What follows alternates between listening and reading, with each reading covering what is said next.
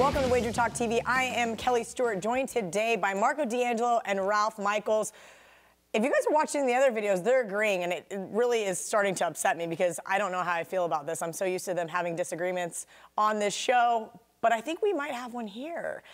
Indiana catching 26.5 at the Horseshoe. Ralph, my concern here is I'm always looking for a reason to back the dogs, right? But my main concern is with laying the points with the Buckeyes. At what point in time do they have to be, because they're a few ticks behind Alabama, Georgia, Clemson, all these other teams that are having to make big cases to be those top 5 teams? Ohio State has to put up extra points. They don't take their foot off the gas. They know they need those style points. I disagree with that. I don't think they do. You look at, you go to Penn State, you win. You play TCU in their backyard, you won. You're going to beat Michigan. You're going to have to win the Big Ten title game. They don't need any style points. Georgia or Alabama is going to have to lose a game in the SEC championship.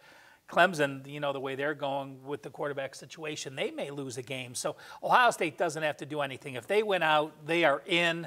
They are the number 2 seed, no question asked, and I think they don't need any style points. Now, the situation they need to do is they need to work on some things, especially on the defensive side of the ball.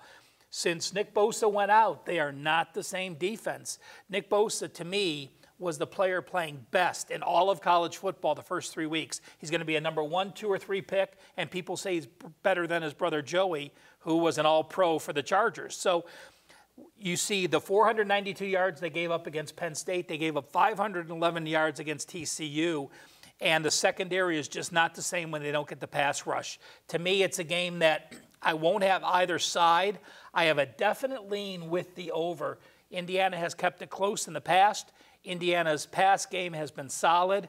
Ohio State is still going to work on their offense with Haskins at quarterback and Ryan Day calling the plays. So to me, the side is a pass, a lean with the over. All right, Marco. As far as those style points go, just remember a few years ago, they didn't even have to win the Big Ten championship game. They weren't even in the Big Ten championship game, and they got in. They don't need style points. Just ask Penn State about that. That's the only thing that concerns me with taking the dog in the situation, because at any point in time, I know Ohio State can and will score at will. We've never seen. I haven't seen Urban Meyer take his foot off the gas this entire season. Well, this year it's Ryan Day calling the plays, first year ever. So I mean, there's the difference. There is Ryan Day is calling his plays, knowing he's going to be a head coach on any team he wants to next year that has an opening. But there is a little difference there with Day calling the plays. As you said, and that's part of my opening, you said about taking their foot off the gas.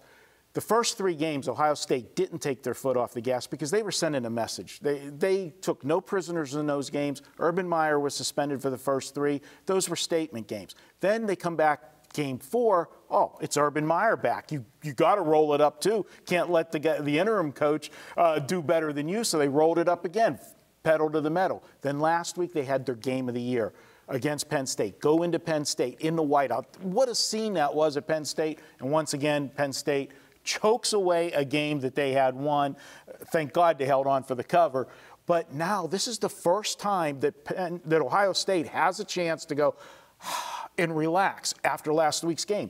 I'm going to take the inflated number here. This number's been going up. People are looking at Indiana. They only beat Rutgers by 7 last week. I'm sorry. That was sandwiched between Michigan State and Ohio State. What do you expect them to do? They're going to take Rutgers seriously? And you talked about that defense. Indiana can run the football. Ohio State's having problems stopping the run. Oregon State, horrible team, ran for 196 yards. TCU ran for over 200 yards. Penn State ran for over 200 yards. Indiana's going to be able to run the football. When you can run the football successfully, you shorten the game, and that's what you want with a dog.